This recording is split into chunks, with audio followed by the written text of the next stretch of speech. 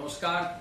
ব্রহ্মময়ী মা তারা তান্ত্রিক যোগাশ্রমের পক্ষ থেকে আমি শুভব্রত শাস্ত্রী আমার ইউটিউবের আধ্যাত্মিক অনুষ্ঠানে সকলকে স্বাগত জানাচ্ছি। প্রথমেই জানাই আজকে 7 তারিখ 9 তারিখ নতুন জাতীয়তাবাদী হিন্দুত্ববাদী সরকার বঙ্গদেশে আপনার সরকার গঠিত হতে চলছে। প্রত্যেক সনাতনী হিন্দু ভাই বোনেদের আমার তরফ থেকে গৈরিক অভিনন্দন। সকলে ভালো থাকুন, সুস্থ থাকুন।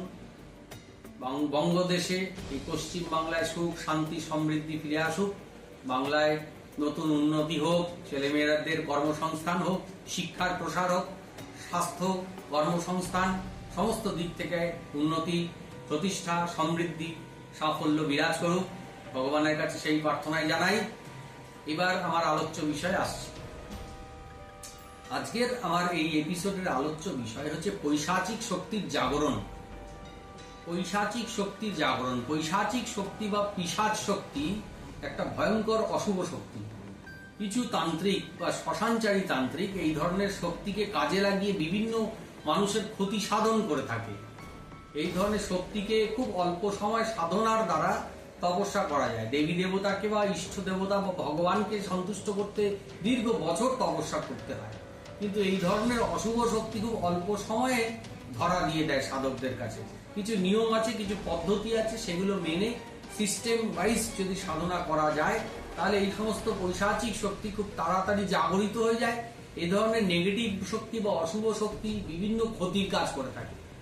এবার পৈশাচিক শক্তির জাগরণটা কেন বলছি, আমার কাছে এই ধরনের অনেকগুলো কেস আসছে, আমি দেখছি।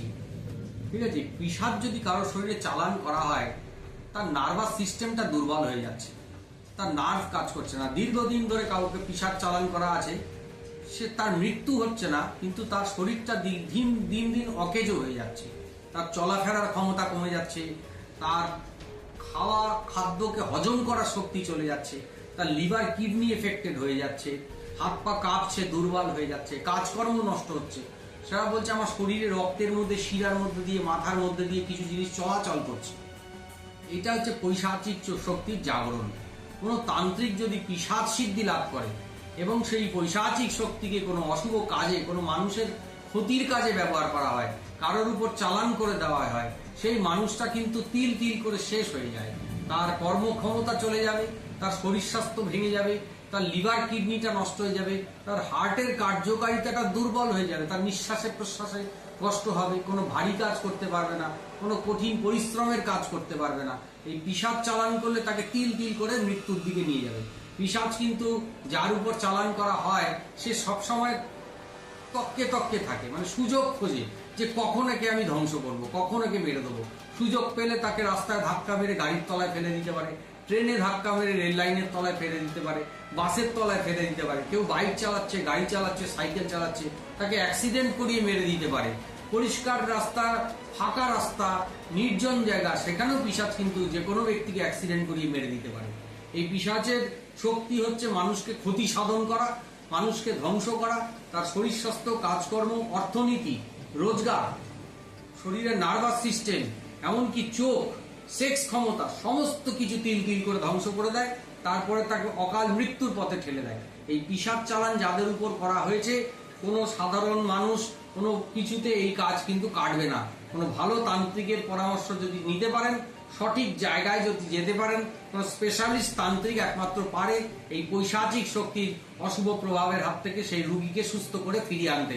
কিন্তু এই পিশাচকে কাটলেই যে সঙ্গে সঙ্গে সেই রুগী সুস্থ হবে তা নয়।